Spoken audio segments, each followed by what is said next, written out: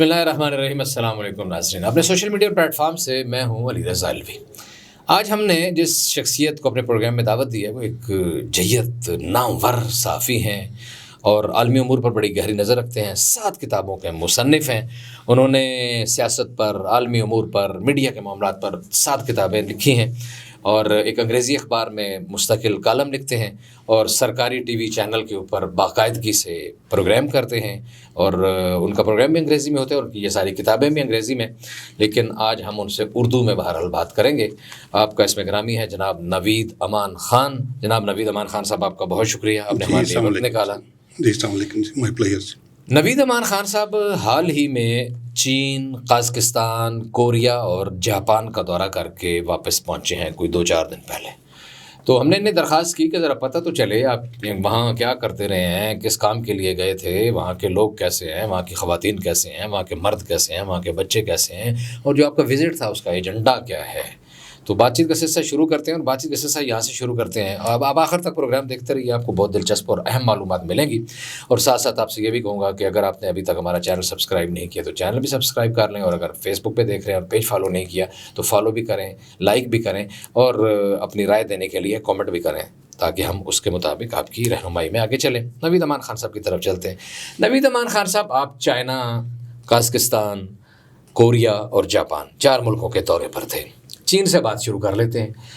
اور چین کے حوالے سے اس وقت جو سب سے گرم اور سب سے اہم سوال چل رہا ہے یہاں پاکستان میں، بندہ یہی بات کر رہا ہے کہ یہ جو سی پیک تھا بس ٹائم فش ہو گیا، ختم ہو گیا، کوئی معاملہ نہیں ہے بالکل. آپ کی کیا اس حوالے سے ہے؟ بسم اللہ الرحمن الرحیم. بہت شکریہ جی.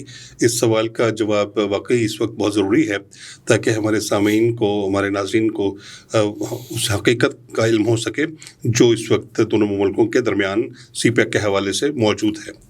سی پیک رول بیک نہیں ہوا. اچھا. سی پیک سلو ڈاؤن ضرور ہوا تھا، اور وہ بھی سلو ڈاؤن ہوا تھا ان 5 سالوں میں، بلکہ 4 سالوں میں جو عمران خان صاحب کے اقتدار کا زمانہ تھا.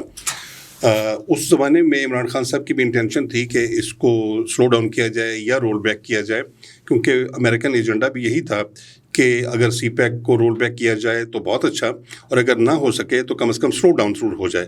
تو وہ سلو ڈاؤن ہو گیا. اس سلو ڈاؤن ہونے کا پاکستان اور چین دونوں کو ہی نقصان ہوا. اور سی پیک کے جو پچھلے 10 سال ہیں، اگر ہم اس کا تجزیہ کریں تو ان 10 سالوں میں چائنا دنیا کو تسخیر کر چکا ہے.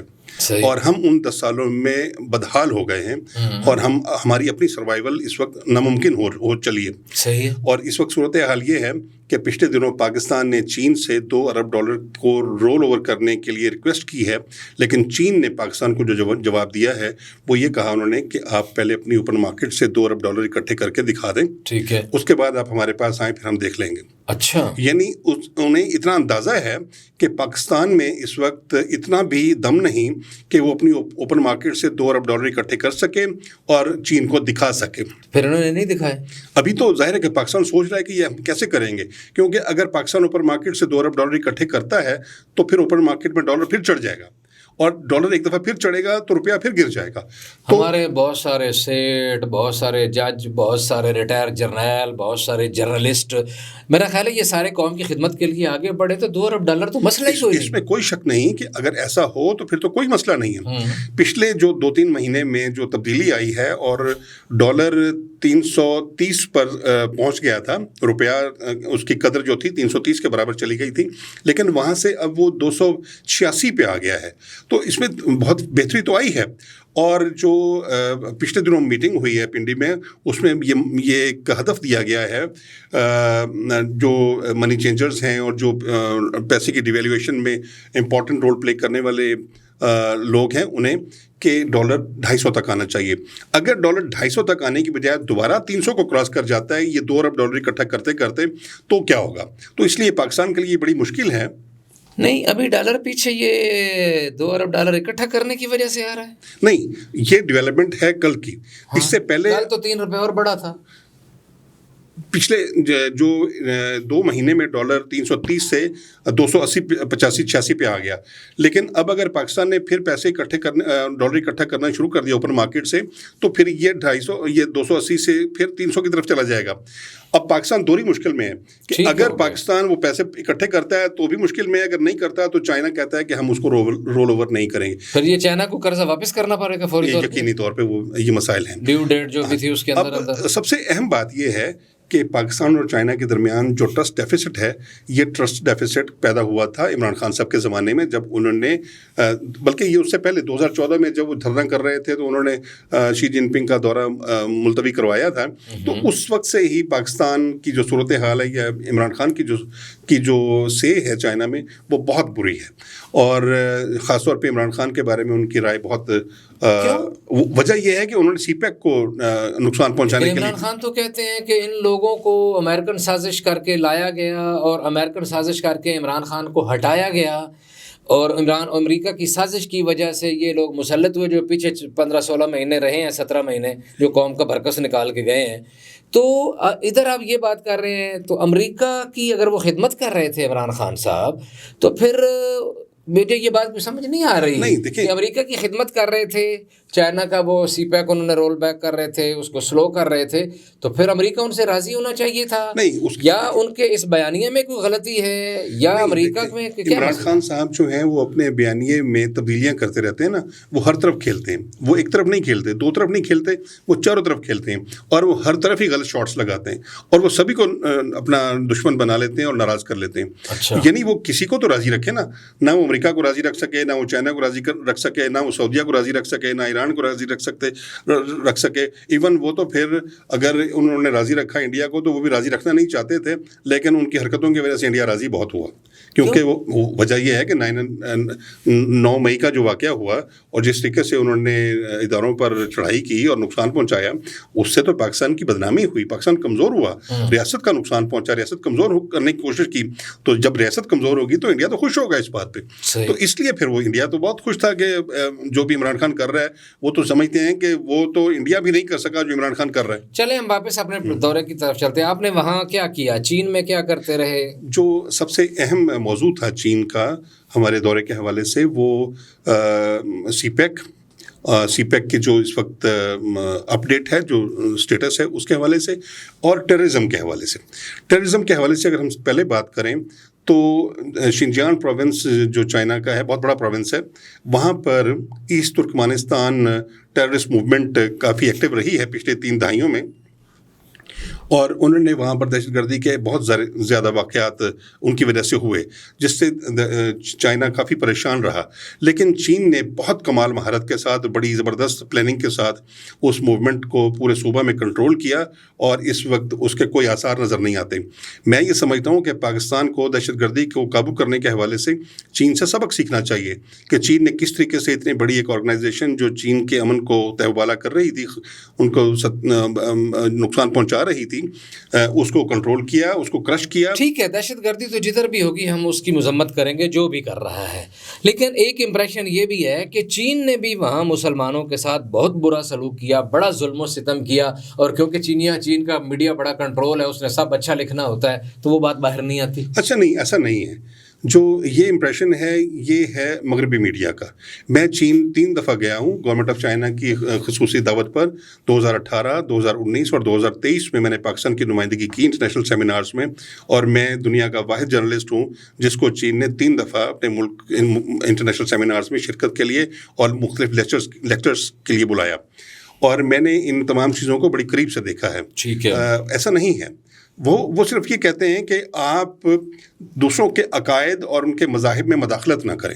ٹھیک ہے, یہ تو ہوگی سرکاری بات کہ آپ نے وہاں کیا کیا. چین کے لوگ کیسے ہیں, چین کے مرد کیسے ہیں, عورتیں کیسی ہیں, بچے کیسے ہیں, پڑھے لکھے لوگ کیسے ہیں, ان پڑھ لوگ کیسے ہیں, محنتی ہیں, کام چور ہیں, کیسے لوگ ہیں؟ چین کے لوگ بڑے محنتی ہیں, بہت انتھک ہیں, اور بہت بڑی زبردست قوم ہے. اگر چین نے ترقی کی ہے تو اس سے آپ چین کی قوم کے مزاج کا اندازہ کر سکتے ہیں کہ وہ ایک شخص کا کام نہیں ہو سکتا, وہ پوری قوم کا اجتماعی کی ایفرٹ ہے, جس کی وجہ سے چین اس وقت دنیا میں ترقی کی منزلیں طے کر رہا ہے. اور جہاں تک اس قوم کی عادتوں کا تعلق ہے, اس قوم کی عادتوں کو سنوار دیا گیا ہے. جو ان میں سستی تھی, کاہلی تھی, تھوڑی سی تربیت کی کمی تھی یا تعلیم کی کمی تھی, اب وہاں پر لٹریسی ریٹ تقریباً 100% ہو گیا. اس قوم کی تربیت ہو چکی ہے. وہاں پر آپ کو پورے چائنا میں اگر آپ وزٹ کریں کسی بھی کونے پر چلے جائیں, چاہے آپ وہ بس اسٹاپ ہے یا ٹرین اسٹیشن ہے, یا آپ ہوائی اڈے پر چلے جائیں, مارکیٹس میں چلے جائیں, ہاسپٹلس میں چلے جائیں, کہیں بھی چلے جائیں, کہیں آپ کو کوڑا گرا ہوا نظر نہیں آئے گا. صاف ستھرا ملک ہے, صفائی پسند ہے. قازقستان اور کوریا کے حوالے سے کیا کہیں گے؟ اس وہاں دورے میں کیا تھا, وہاں کے لوگ کیسے تھے, سرکاری سطح پہ جو انویٹیشن تھا آپ کا, کیسے کیسے لوگوں سے ملاقاتیں ہوئی, وہاں کیا ہوا؟ اچھا, جاپان کو آخر میں ٹچ کرتے ہیں. جو قازقستان ہے اس کے ساتھ ان کا بارڈر لگتا ہے, اور ان کی قازقستان کے ساتھ تجارت ہوتی ہے اس بارڈر کے ذریعے, اور ان کے بڑے کارڈیل ریلیشن شپ ہیں. اور چائنا کا جو فارمولا ہے وہ ہے کنیکٹیوٹی اور تعلقات کو قائم رکھنا, درست کرنا, اور اعتماد کی فضا کو بحال رکھنا. جب وہ دو قوموں میں, دو ملکوں میں, دو حکومتوں میں اعتماد کی فضا کو بحال رکھتے ہیں تو اس سے ان کے درمیان قربت پیدا ہوتی ہے, اور اس سے وہ جو تجارت کا ایک ماحول ہے وہ پیدا ہوتا ہے. اور وہ بلیو کرتے ہیں کہ اگر آپ تجارت کریں گے, آپ اکانومی کو مضبوط کریں گے, آپ آگے بڑھ سکیں گے, ترقی کر سکیں گے, خوشحال ہوں گے, اور آپ کے مسائل حل ہوں گے. وہ ترقی کرنے کے راستے سے اپنے مسائل کو حل کرنے کے فارمولے کو اپناتے ہیں. اور ہمیں اس چیز سے سبق سیکھنا چاہیے کہ ہم جب تک ترقی نہیں کریں گے ہم اپنے مسائل حل نہیں کریں گے. اور یہی فارمولہ وہ پاکستان کو دیتے ہیں کہ آپ اپنے ہمسائے ممالک کے ساتھ تعلقات اچھے کریں تاکہ آپ کے درمیان ہارمنی ہو, کولیبریشن ہو, آپ کے درمیان محبت پیدا ہو, ایک کنیکٹیوٹی پیدا ہو, ایک اعتماد کی فضا ہو. اور آپ جو ہمسائے ممالک ہیں ان میں ان کا اشارہ بھارت اور افغانستان کی طرف ہے کہ اگر ہم دونوں کے ساتھ تعلقات اپنے نارمل کر لیں اور دونوں طرف تجارت کی فضا پیدا کریں تو سی پیک کو بھی کامیابی ملے گی, اور ٹیررزم بھی ایڈریس ہوگی, اور پاکستان یکسوئی کے ساتھ آگے بڑھ سکے گا. اور یہی وہ چیز ہے جو ہم سمجھ نہیں سکتے اور آج تک سمجھ نہیں سکے. اور چائنا اس بات پر خفا ہوتا ہے کہ آپ کو اس بات کی سمجھ نہیں آتی. چلیں اس بات کو لنک کر لیتے ہیں, ہمارے ابھی حالیہ نگران وزیر اعظم کا دورہ ہے چین سے, تو اس کا کیا فائدہ ہوگا؟ یہ کوئی تیز ہو جائے گا سی پیک والا معاملہ, اور جو بد اعتمادی کی فضا اور جو آپ کہہ رہے ہیں کہ ٹرسٹ ڈیفیسٹ پیدا ہو گیا مالیاتی امور میں, اس کو یہ سیٹل ڈاؤن کرنے میں کامیاب ہو جائیں گے؟ ہاں یقیناً یہ بڑی اچھی موو ہے, اور پاکستان کو نمائندگی کرنی چاہیے تھی. پرائم منسٹر نے پاکستان کی نمائندگی کی, وہاں گئے, اور پاکستان نے 15 MOU سائن کیے, اور ان میں جو سب سے اہم جو پروجیکٹ ہے وہ ریلوے کے حوالے سے ہے. اور پاکستان ریلوے اگر چائنا کی CRCC کمپنی یا گورنمنٹ آف چائنا سے کولیبریٹ کرتے ہوئے پاکستان ریلوے کو اپ گریڈ کر لے تو پاکستان بڑی تیزی سے ترقی کر سکتا ہے. پچھلی دفعہ بھی کیا تھا اسعد رفیق کے پچھلے زمانے میں, چائنا سے بوگیاں آئی تھیں, وہ اللہ کے فضل سے ان کے دروازے ہی اور طرف تھے, تو وہ بھی چائنا کی وجہ سے بڑی ترقی کی تھی ہماری ریلوے نے. وہ ٹھیک ہے, وہ ہم چونکہ بددیانت ہیں, ہم چونکہ نااہل ہیں, ہم وہ ڈلیور نہیں کرتے اور ہم اس طریقے سے نہیں آگے بڑھتے جیسے دنیا آگے بڑھتی ہے, تو اسی وجہ سے ہمیں نقصان ہوتا ہے. ورنہ میں نے چائنا کی ریلوے میں سفر کیا ہے, بلٹ ٹرینز میں سفر کیا ہے, ان کی اسپیڈ کو دیکھا ہے. میں نے بیجنگ سے شیان 1200 کلومیٹر کا سفر 4 گھنٹے میں طے کیا ہے. ٹھیک ہو گیا. اور اسی طریقے سے اگر آپ ریلوے کو اپ گریڈ کرتے ہیں 1733 کلومیٹر کراچی سے پشاور تک کا جو پاکستان ریلوے ہے اس کو آپ چائنا کی کولیبریشن سے اپ گریڈ کرتے ہیں. ٹائم ہمارا شارٹ ہوتا ہے, آپ کو پتہ ہے, ہمارے پاس سٹاف بار بار ہمارا وہ اشارے کر رہا ہے کہ اس کو کلوز کریں. تو جاپان کو اب ٹچ کر لیتے ہیں کہ دورہ جاپان کیسے رہا؟ جاپان بھی بڑی محنتی قوم ہے, بڑی ایماندار قوم ہے, اور بڑی ہی وہ قربانی دینے والی قوم ہے. آپ یہ دیکھیے کہ جب کبھی وہاں پہ زلزلہ آتا ہے یا کبھی کوئی کیٹاسٹرافی ہوتی ہے تو وہ لوگ بجائے اس کے کہ وہ اپنے ساتھیوں کی کھال مزید اتارنا شروع کر دیں, وہ اپنا بھی رائٹ آف کر دیتے ہیں. وہ جیسے وہ کیمپس لگا دیتے ہیں, وہ ڈریسز دیتے ہیں, کھانے پینے کی اشیاء دیتے ہیں, اور وہ یعنی فری وہ سارا کچھ دینا شروع کر دیتے ہیں. جبکہ ہمارے ملک میں یہ رویہ اس کے بالکل الٹ ہے. ہم ایسی کوئی ایسی آفت آ جائے تو ہم وہ چیزیں مہنگی کر دیتے ہیں یا ناپید کر دیتے ہیں, جس سے ہمارے وہ جو پہلے سے پسے ہوئے ساتھی ہوتے ہیں پاکستانی یا کوئی بھی انسان ہو, وہ اور زیادہ مشکل میں آ جاتا ہے. ڈونیشن بھی تو بہت زیادہ دیتے ہیں نا, میرا خیال ہے ہماری طرف سے ڈونیشن بھی ٹرکوں کے ٹرک جاتے ہیں اور متاثرین لوٹ بھی لیتے ہیں. ایک طرف اس طرح کا بھی واقعات ہوتے ہیں, دوسری طرف یہ بھی ہے کہ مری ہوئی عورتوں کی بازو کاٹ کے ان سے زیور اتار لیتے ہیں. تو ہر طرح کے گھٹیا اور اچھے دونوں طرح کے میرا خیال ہے معاملات چل رہے ہیں. جو ڈونیشنز دینے کا جو ہے یہ بڑا محدود ہے.